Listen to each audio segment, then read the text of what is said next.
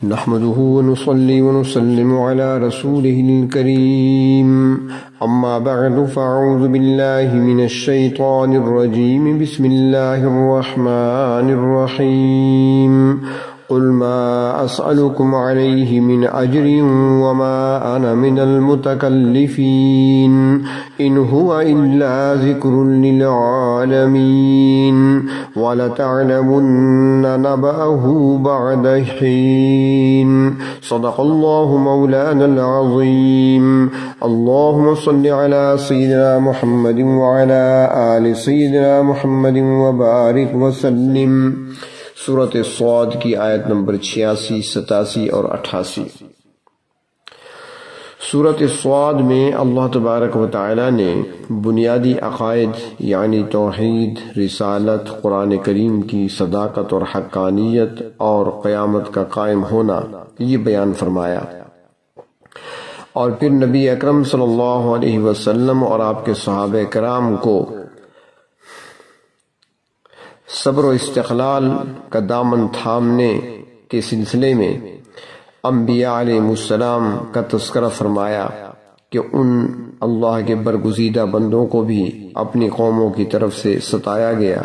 ان پر آزمائشیں بھی آئیں، پریشانیاں بھی آئیں، مگر انہوں نے ہر آزمائش اور پریشانی پر صبر ہی کیا۔ اب سورت کے آخر میں اللہ تبارک و تعالی نے 4 چیزوں کا تذکرہ فرمایا ہے۔ پہلی بات ارشاد فرمائی کہ قل، اے پیغمبر صلی اللہ علیہ وسلم آپ فرما دیں، ما اسألکم علیہ من اجر، میں تم سے اس پر کوئی بدلہ طلب نہیں کرتا، یعنی میں جو تمہیں اللہ کا کلام پڑھ کر سناتا ہوں اور تمہیں دین کے مسائل بتاتا ہوں، دین کے احکام اور شریعت تم تک پہنچا رہا ہوں، اس کام پر میں تم سے کوئی اجرت تو نہیں مانگتا، بلکہ یہ کام تم بغیر کسی ذاتی غرض کے اور بغیر کسی انعام کے لالچ کے کر رہا ہوں۔ اب تمہارا بھی یہ فرض بنتا ہے کہ تم اس بات پہ غور کرو کہ تمہیں میری بات کو سن کر اس پر سوچنا چاہیے کہ میں جو کہہ رہا ہوں کیا کہہ رہا ہوں، اور میں اپنی طرف سے نہیں کہہ رہا بلکہ میں نمائندہ کس کا ہوں۔ اللہ تبارک و تعالیٰ کے جتنے بھی نبی آتے رہے، پیغمبر آتے رہے، تمام انبیاء علیہ السلام نے اپنی اپنی قوم سے یہی کہا۔ سورۃ اعراف میں ہے، یا قوم لقد ابلغتکم رسالات ربی ونصحت لکم،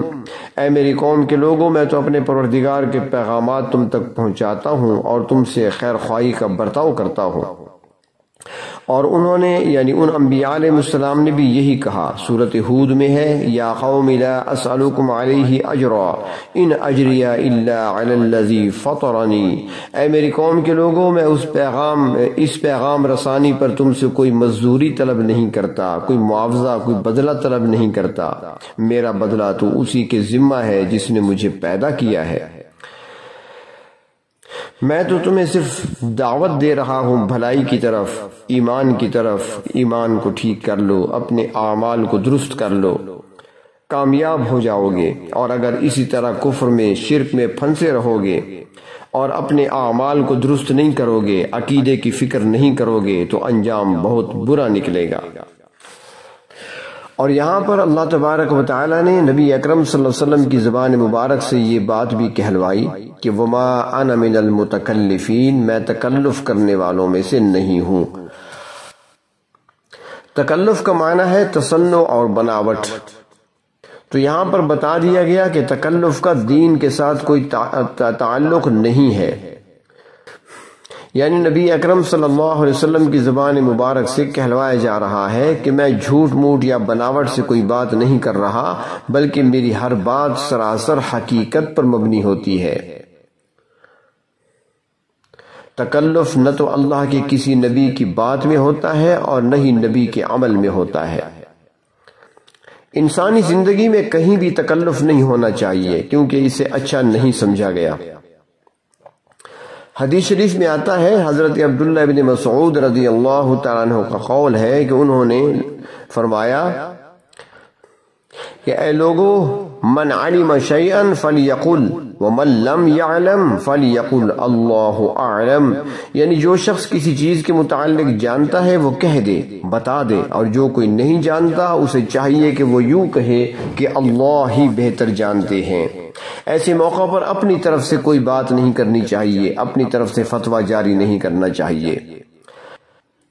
اور ایک دوسری روایت میں آتا ہے کہ جس چیز کو جانتے ہو تو اسے بتا دو، اور جس کو نہیں جانتے اس کو جاننے والے کے سپرد کر دو۔ قرآن پاک کا فیصلہ بھی یہی ہے۔ سورۃ النحل میں ارشاد فرمایا فَاسْأَلُوا أَهْلَ الذِّكْرِ إِن كُنتُمْ لَا تَعْلَمُونَ، اگر تم خود نہیں جانتے تو اہل علم سے پوچھ لو، خود تکلف نہ کرو۔ بغیر علم کے تکلف سے جواب دے دینا یہ جہالت کی علامت ہے۔ تفسیر معالم العرفان میں ہے کہ ایک شخص 7 مہینے کی مسافت طے کر کے امام مالک رحمت اللہ علیہ کے پاس کچھ مسائل پوچھنے کے لیے مدینہ منورہ حاضر ہوا۔ امام مالک رحمت اللہ علیہ نے کچھ مسائل کے جواب دے دیے اور کچھ مسائل کے متعلق لا علمی کا اظہار فرمایا۔ وہ شخص کہنے لگا حضرت مجھے لوگوں نے اتنی دور سے مسائل پوچھنے کے لیے بھیجا ہے تو میں ان لوگوں کو کیا جواب دوں گا؟ امام مالک رحمت اللہ علیہ نے فرمایا کہ ان سے کہہ دینا کہ مالک نے اپنی جہالت کا اقرار کرتے ہوئے کہہ دیا کہ میں ان باتوں کو نہیں جانتا۔ یعنی امام مالک رحمت اللہ علیہ نے بلا تکلف ٹھیک ٹھیک بات کہہ دی، اور یہی بات اللہ تبارک و تعالی نے اپنے پیغمبر سے کہلوائی کہ میں تم سے کوئی معاوضہ طلب نہیں کرتا اور نہ میں تکلف کرنے والوں میں سے ہوں۔ حدیث شریف میں آتا ہے کہ تکلف، تصنع اور بناوٹ یہ بری چیز ہے، اور فرمایا کہ البزازۃ من الایمان، یعنی سادگی ایمان کا جزو ہے۔ سادگی تکلف کے مقابلے میں آتی ہے۔ حضرت عبداللہ ابن عامر بن العاص رضی اللہ تعالی عنہما جلیل القدر صحابی ہیں، باپ اور بیٹا دونوں صحابی ہیں۔ عمر بن عاص بھی صحابی ہیں اور ان کے بیٹے عبداللہ بھی صحابی ہیں۔ حضرت عبداللہ پہلے مسلمان ہوئے اور ان کے والد حضرت عمر بن عاص بعد میں، اور یہی وہ عمر بن عاص ہیں جو فاتح مصر ہیں۔ کسی نے نبی اکرم صلی اللہ علیہ وسلم کی خدمت میں عرض کیا کہ حضرت عبداللہ ابن عمر ساری رات قیام کرتے ہیں اور صبح کو روزہ بھی رکھتے ہیں، تو آپ یہ بات سمجھانے کے لیے حضرت عبداللہ کے پاس تشریف لے گئے اور فرمایا کہ عبادت اس قدر کرو جتنی برداشت کر سکو، کہیں ایسا نہ ہو کہ زیادہ عبادت کرتے کرتے بالکل ہی چھوڑ بیٹھو۔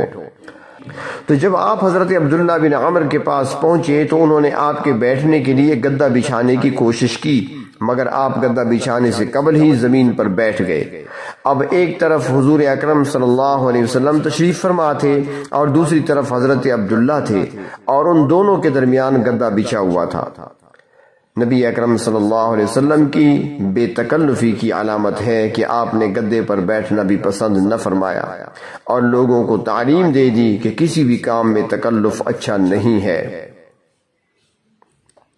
حضرت انس رضی اللہ تعالیٰ عنہ نے ایک موقع پر اپنے شاگردوں کو ایک پیالہ دکھایا اور فرمایا کہ اس پیالے میں میں نے نبی اکرم صلی اللہ علیہ وسلم کو ہر قسم کے مشروبات، دودھ، پانی، شربت، شہد وغیرہ پلائے ہیں، اور آپ نے کبھی تکلف نہیں فرمایا کہ پانی مٹی کے برتن میں پینا چاہیے اور دودھ شیشے کے گلاس میں ہو، شربت کسی اور گلاس میں یا برتن میں ہونا چاہیے، بلکہ بلا تکلف ہر قسم کا مشروب ایک ہی برتن میں آپ نوش فرماتے رہے۔ ایک اور حدیث شریف میں آتا ہے کہ ایک مرتبہ نبی اکرم صلی اللہ علیہ وسلم کہیں تشریف لے گئے، واپسی پر ایک صحابی حضرت سہل بن سعد رضی اللہ تعالیٰ عنہ کے پاس ٹھہرے۔ اتفاق سے اسی دن ان کی شادی ہوئی تھی۔ آپ صلی اللہ علیہ وسلم نے پیاس محسوس کی اور پانی طلب فرمایا تو آپ صلی اللہ علیہ وسلم کو شہد سے میٹھا کیا ہوا پانی پیش کیا گیا، اور حدیث شریف میں آتا ہے کہ یہ شربت پیش کرنے والی صحابیہ وہ اس صحابی کی نئی دلہن تھی۔ اس سے بڑھ کر بے تکلفی کی مثال کیا ہو سکتی ہے؟ ایک حدیث شریف میں فرمایا گیا کہ تکلف کرنے والوں کی نشانیاں کیا ہیں، تو وہاں پر چند نشانیاں بیان فرمائی گئی ہیں۔ پہلی بات یہ فرمائی کہ تکلف کرنے والا آدمی ہمیشہ اوپر والے کو نیچے گرانے کی کوشش کرتا ہے، یعنی خود اس سے اوپر آنا چاہتا ہے، اور دوسرا تکلف کرنے والا ایسی چیز کو حاصل کرنے کی کوشش کرتا ہے جس کو نہیں پا سکتا، اور تیسرا ایسی بات کہتا ہے جس کو جانتا نہیں ہے۔ تکلف ہر چیز میں پایا جاتا ہے، جیسے مکان میں، لباس میں، سواری میں، خوراک میں، اور اس طرح ہماری جو رسومات ہوتی ہیں ان میں بھی تکلف کیا جاتا ہے، جبکہ سادگی ایمان کا جزء قرار دیا گیا ہے جسے اسے آج ترک کر دیا گیا ہے، اور اسی تکلف کی وجہ سے ہی آج پریشانیاں ہیں، کیونکہ تکلف میں فضول خرچی ہوتی ہے جبکہ سادگی کے اندر کفایت شعاری سے کام لیا جاتا ہے۔ حضرت علی رضی اللہ تعالی عنہ نے اپنے عمال سے عہد لیا تھا کہ تم خود ایسی وضع اختیار کرو گے کہ بڑے آدمی کو اسے اختیار کرنے میں عار محسوس نہ ہو اور چھوٹے آدمی کو تکلیف نہ ہو۔ آج یہی تکلف ہماری شادیوں میں دیکھا جا سکتا ہے، خوشی اور غمی کے موقعوں پر دیکھا جا سکتا ہے، لباس کے سلسلے میں دیکھا جا سکتا ہے، مکانات کی تعمیر ہو تو وہاں پر دیکھا جا سکتا ہے، مکان کی تزئین و آرائش ہو تو وہاں پر دیکھا جا سکتا ہے کہ کس طریقے سے اسراف کی تمام حدیں عبور کر لی جاتی ہیں۔ سواری ہو تو اس میں تکلف کو دیکھا جا سکتا ہے۔ یہ ساری چیزیں تکلفات ہیں۔ میرے پاس گاڑی نئے ماڈل کی ہونی چاہیے، یہ سال پرانا ہو گیا۔ پڑوسی کے مکان سے میرا مکان اچھا ہونا چاہیے۔ جو مالدار لوگ ہیں وہ تو اپنی دولت کے بل بوتے پر یہ سارے کام انجام دیتے ہیں، جو لوگ ان سے کم حیثیت کے ہیں وہ لوگوں کی دیکھا دیکھی وہ بھی اس راستے پر چلنے کی کوشش کرتے ہیں اور پھر قرض کے نیچے دبتے چلے جاتے ہیں۔ تو اللہ تبارک و تعالیٰ نے اپنی نبی صلی اللہ علیہ وسلم کی زبان مبارک سے کہلوایا کہ میں تو تکلف کرنے والا نہیں ہوں، تمہیں سیدھی سیدھی بات بتا رہا ہوں، مان لو گے تو تمہارا فائدہ ہوگا، اگر نہیں مانو گے تو انجام برا نکلے گا۔ تیسری بات اللہ تبارک و تعالیٰ نے فرمائی ان هو الا ذکر للعالمین، کہ یہ تو تمام جہانوں کے لیے سراسر نصیحت ہے۔ یعنی تیسری بات سورت کے آخر میں قرآن حکیم کے بارے میں فرمائی ہے۔ اس سورت میں یعنی سورت صاد میں قرآن حکیم کو 3 مرتبہ نصیحت سے تعبیر کیا گیا ہے۔ پہلی مرتبہ